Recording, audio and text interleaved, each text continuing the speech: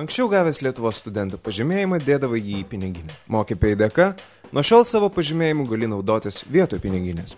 Pažymėjimu galėsi atsiskaityti visur, kur tik rasi MokyPay skaitytuvą, tiek universitete, tiek kavinėje ar parduotuvėje. Visų pirma, tau prireiks registracijos. Ja lengvai atliksi savo mobiliuoju telefonu.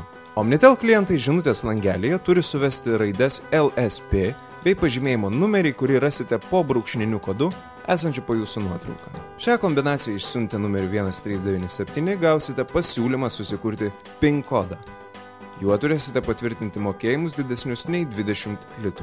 Užsiregistravę savo LSP, galėsite atlikti pervedimus, mokėjimus be jokių apribojimų bei gausite tik jums skirtus kainų pasiūlymus daugelį patrauklių vietų.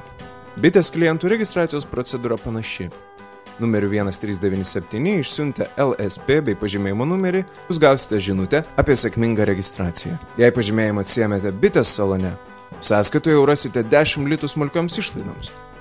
Tiesa, pažymėjimu vienu kartu galėsite sumokėti už pirkinius, kurių kaina nedidesnė nei 20 litų.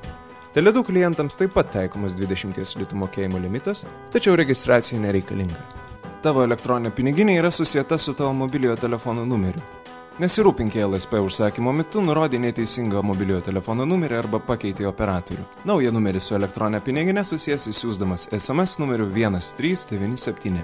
Žinutėje įrašyk žodį LSP, padėk tarpelį ir įvesk ant pažymėjimo pirmos pusės po brūkšniniu kodu esantį numerį. Tele2 klientai savo numerį patikslins paskambinę +370 60 00030 arba elektroniniu paštu support@mokypay.com.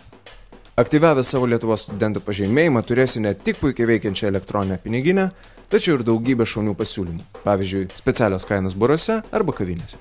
Arba 10 litų į savo sąskaitą. Pasitikrink, ar viską atlikai teisingai.